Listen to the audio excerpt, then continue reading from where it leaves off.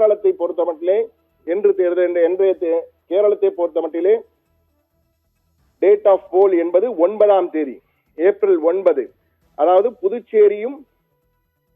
புதுச்சேரியும் கேரளாவும் 9ஆம் தேதி தேர்தல் நடைபெறுகிறது. மே 4ஆம் தேதி அங்கும் வாக்கு எண்ணிக்கை. புதுச்சேரியிலும் கேரளத்திலும் ஒரே தினத்திலே 9ஆம் தேதி ஒரே கட்டமாக 2 இடங்களிலும் தேர்தல் நடைபெறுகிறது. 9ஆம் தேதி புதுச்சேரியில், 9ஆம் தேதி கேரளத்திலும் 9ஆம் தேதி நடைபெறுகிறது. அதே போன்று அஸ்ஸாமை பொறுத்த மட்டிலே அங்கும் 9ஆம் தேதியே தேர்தல். எனவே அஸ்ஸாம், கேரளம், புதுச்சேரி ஆகிய 3 மாநிலங்களிலும், புதுச்சேரி யூனியன் டெரிட்டரியாக இருந்தாலும், யூனியன் பிரதேசமாக இருந்தாலும் மாநிலமாக தற்போது கருதலாம் என்றால் அங்கு 3 அஸ்ஸாம், புதுச்சேரி, கேரளா 3 இடங்களிலும் ஏப்ரல் 9ஆம் தேதி தேர்தல் நடைபெறுகிறது. தமிழகத்திலே 23ஆம் தேதி தேர்தல். அன்றைய தினம் மேற்கு வங்கத்திலும் 23ஆம் தேதி முதற்கட்ட தேர்தல். அதன் பின் 29ஆம் தேதி 2ஆம் கட்ட தேர்தல் மேற்கு வங்கத்திலே. பிறகு மே 4ஆம் தேதி வாக்கு எண்ணிக்கை நடைபெறுகிறது என அதிகாரப்பூர்வமாக தற்போது அறிவிக்கப்பட்டிருக்கிறது. மேற்கு வங்கத்திலே கடந்த முறை 8 கட்ட தேர்தல் நடத்தினார்கள். ஆனால் இந்த முறை 2 கட்டமாக மட்டுமே தேர்தல் நடைபெறுகிறது என்பதை பார்க்க வேண்டியிருக்கிறது. மேற்கு வங்கம் மிகப்பெரிய மாநிலம். முதற்கட்ட தேர்தல் 23ஆம் தேதி 152 தொகுதிகளுக்கும், 2ஆம் கட்ட தேர்தல் 29ஆம் தேதி 142 தொகுதிகளுக்கும் சேர்த்து என 294 தொகுதிகளுக்கு 2 கட்டமாக தேர்தல் நடத்தப்படுகிறது. எனவே ஏப்ரல் 9ஆம் தேதி 3 இடங்களில், 3 மாநிலங்களில் ஏப்ரல் 9ஆம் தேதி தேர்தல். புதுச்சேரி, கேரளம், அஸ்ஸாம் 3 மாநிலங்களிலும் ஏப்ரல் 9ஆம் தேதி தேர்தல் நடைபெறுகிறது. 23ஆம் தேதி தமிழகத்திலே ஒரே கட்டமாக 234 தொகுதிகளுக்கும் தேர்தல். தமிழகத்தில் தேர்தல் முடிந்த அதே நாளிலே மேற்கு வங்கத்தில் முதற்கட்ட தேர்தல் நடைபெறுகிறது. 2ஆம் கட்ட தேர்தல் 29ஆம் தேதி. 21ஆம் தேதி அனைத்து 5 இடங்களிலும் வாக்குப்பதிவு முடிந்துவிடும். அதன் பிறகு மே 4ஆம் தேதி 5 மாநிலங்களிலும் வாக்கு எண்ணிக்கை நடைபெறும். காலை 8 மணிக்கு வாக்கு எண்ணிக்கை தொடங்கும் என்றும் அறிவித்திருக்கிறார்கள். மிக முக்கியமாக தகவலை தற்போது பார்த்து கொண்டிருக்கிறோம். தமிழகத்தின் 8.5 கோடி மக்களை ஆளப்போவது யார்? அடுத்த கேள்வி. ஆளப்போகின்ற தேதியை நிர்ணயிக்கும் தேதி ஏப்ரல் 23. வாக்கு எண்ணிக்கை மே 4ஆம் தேதி. வாக்கு பதிவு ஏப்ரல் 23. வாக்கு எண்ணிக்கை மே 4 என அதிகாரப்பூர்வமாக அறிவிக்கப்பட்டிருக்கிறது. இந்த தேர்தலிலே முதன்முறையாக தேர்தல் ஆணையம் ஒரு வித்தியாசமான அறிவிப்பை வெளியிட்டிருக்கிறார்கள். அதாவது போஸ்டல் பேலட், தபால் வாக்குகள் எண்ணப்படுவது எப்பொழுது என்று.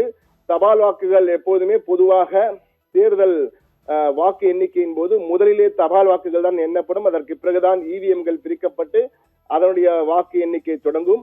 ஆனால் இந்த முறை யாரும் எதிர்பார்க்காத வகையில் சற்று வித்தியாசமான ஒரு அறிவிப்பை இந்திய தேர்தல் ஆணையம் அறிவித்திருக்கிறது. அதாவது கடைசி மொத்தமாக எத்தனை சுற்றுக்கள் இருக்கிறதோ கடைசி 2 சுற்றுகளுக்கு முன்பாக தபால் வாக்குகள் எண்ணப்படும் என அறிவித்திருக்கிறார். ஏனால் தபால் வாக்குகளிலே பல குழப்பங்கள், சர்ச்சைகள் தொடர்ந்து எழுந்து வருவதால் தற்போது கடைசி சுற்றுக்கு 2 சுற்றுகளுக்கு முன்பாக 10 சுற்றுகள் இருக்கிறது என்றால் 8வது சுற்று முடிந்தவுடன் தபால் வாக்குகள் எண்ணப்படும் என்ற வகையில ஒரு அறிவிப்பினை வெளியிட்டிருக்கிறார். இது முதன்முறையான அறிவிப்பு. தமிழகத்திலே கிட்டத்தட்ட 8.5 கோடி மக்கள் வசித்து வருகிறார்கள். ஆனால் வாக்களிக்க தகுதி பெற்றவர்கள் 5,77,00,000 தான். எனவே அவர்களில் யாரை வாக்களித்து யாரை தேர்ந்தெடுக்க போகிறார்கள் என்பதற்கான அறிவிப்பு தான் ஏப்ரல் 23ஆம் தேதி வாக்கு பதிவு, மே 4 வாக்கு எண்ணிக்கை. அதாவது இப்போது அதிகாரப்பூர்வமாக இந்திய தேர்தல் ஆணையம் தேர்தல் திருவிழா தொடங்கி விட்டது என்பதை அதிகாரப்பூர்வமாக அறிவித்திருக்கிறார்கள். ஜனநாயக கொண்டாட்டம், ஜனநாயக திருவிழா என்று கொண்டாடப்படும் தேர்தல் எப்போது என்ற அதிகாரப்பூர்வமாக அறிவிக்கப்பட்டிருக்கிறது. இந்த நொடியிலிருந்து தமிழகத்தின் கண்ட்ரோல், ஆளுகின்ற தமிழகத்தின் ஒட்டுமொத்த கண்ட்ரோலும் தேர்தல் ஆணையத்திற்கு சென்றுவிட்டது. தமிழகத்தின் தலைமை தேர்தல் அதிகாரி நிழல் முதல்வர் போல செயல்படுவார். அவருக்கு தான் அதிகாரங்கள் அனைத்தும். அவர் மத்திய தேர்தல் ஆணையம் கொடுக்கின்ற உத்தரவுகளை செயல்படுத்துவராக இருப்பார். அர்ச்சனா பட்நாயக் தலைமை தேர்தல் தமிழகத்திலே அவர் தலைமையில் தான் தற்போது இந்த தேர்தல் நடைபெறுகிறது. ஒவ்வொரு மாவட்டத்திற்கும் அந்தந்த மாவட்ட ஆட்சியர்கள் மாவட்ட தேர்தல் அதிகாரிகளாக இருப்பார்கள். அதே போன்று காவல்துறை கண்காணிப்பாளருக்கு முக்கிய அதிகாரங்கள் கொடுக்கப்படும். எந்த அதிகாரியை எப்பொழுது மாற்றலாம், யாரையெல்லாம் மாற்றலாம், ஒட்டுமொத்த தமிழகத்தின் கண்ட்ரோலும் அவர்கள் கையில் தான் இருக்க போகிறது. தமிழக அரசின் புதிய திட்டங்களை எதுவும் அறிவிக்க முடியாது. ஒரு காப்பந்து அரசாங்கம் போல்தான் தமிழக அரசாங்கம் செயல்படும். அவசிய அத்தியாவசிய தேவைகளுக்கு ஏதேனும் அறிவிப்புகள் வெளியிட வேண்டும் என்றால் தேர்தல் ஆணையத்தின் அனுமதியை பெற்ற பிறகுதான் அறிவிப்புகளை வெளியிட முடியும் என பல கட்டுப்பாடுகள் இனி நேரடியாக வந்தும். தமிழகத்திலே தேர்தல் நடத்தை விதிமுறைகள் அமலுக்கு வந்தன. தமிழகத்தில் தேர்தல் நடத்தை விதிமுறைகள் அமலுக்கு வந்தன என்பது மிக முக்கியமான அறிவிப்பை தற்போது நாம் பார்த்து கொண்டிருக்கிறோம். இந்த தேர்தல் நடத்தை அறிவிப்புகள் வந்துவிட்டன. கட்சி தலைவர்கள் படம், கொடிகள் ஆகியவற்றெல்லாம் அகற்றப்படும், தேவையற்ற விளம்பரங்கள் செய்யப்படுவது அகற்றப்படும் என்ற பல கட்டுப்பாடுகள் வந்துவிடும். அந்த 10 கட்டளைகளை தேர்தல் ஆணையம் ஏற்கனவே அறிவித்திருக்கிறது. எனவே தேர்தல் நடத்தை விதிமுறைகள் அமலுக்கு வந்தன. மிக முக்கியமான செய்தியாக பார்த்து கொண்டிருக்கிறோம்.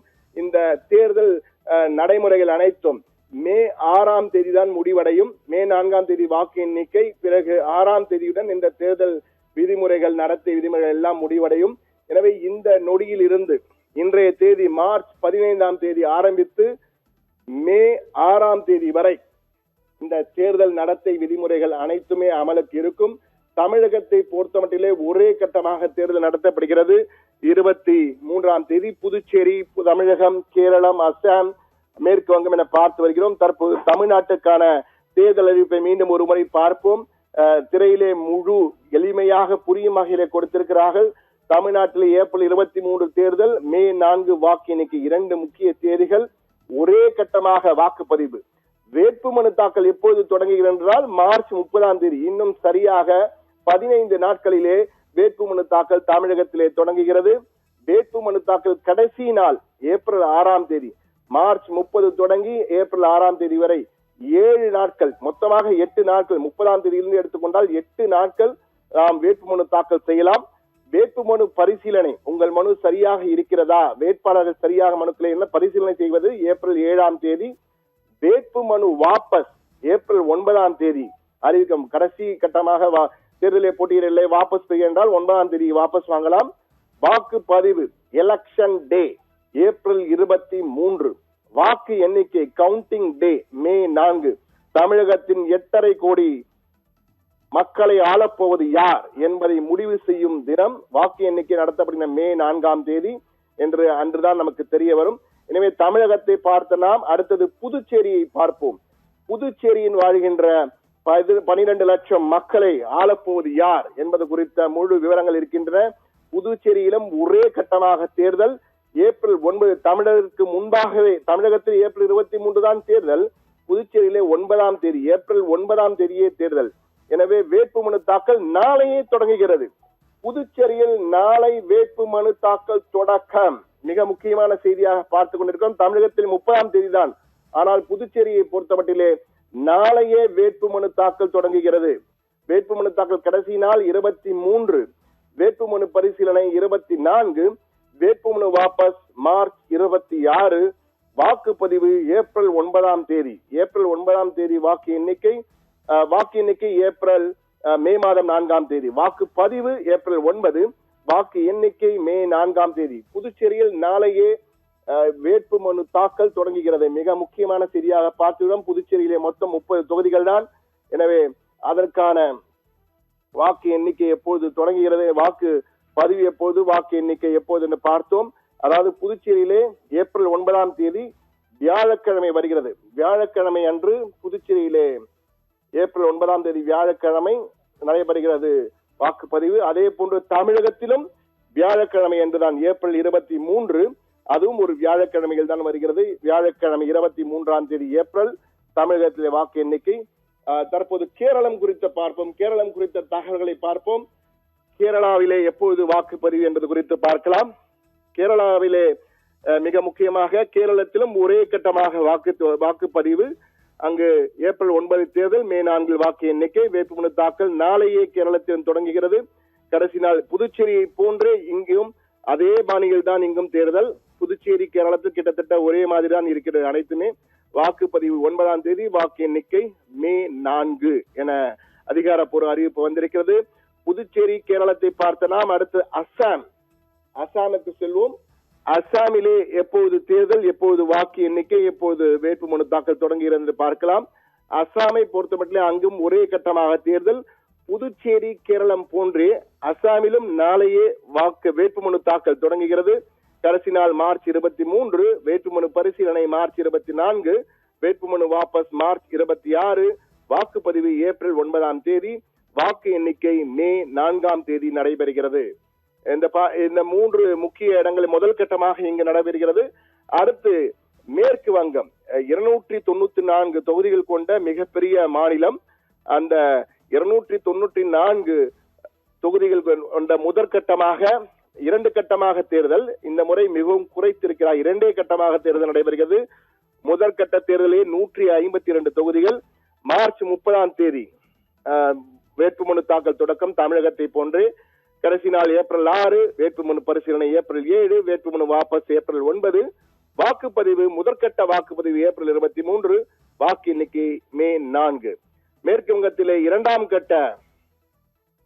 கட்ட தேர்தல் எப்பொழுது என்று பார்ப்போம். முதற்கட்ட தேர்தல் ஏப்ரல் 23, இரண்டாம் கட்ட தேர்தல் ஏப்ரல் 29, அது புதன்கிழமை அன்று வருகிறது.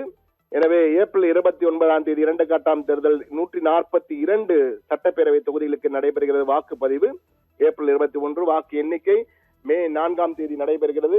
வாக்கு எண்ணிக்கை மே 4. மே 4 என்பது திங்கட்கிழமை.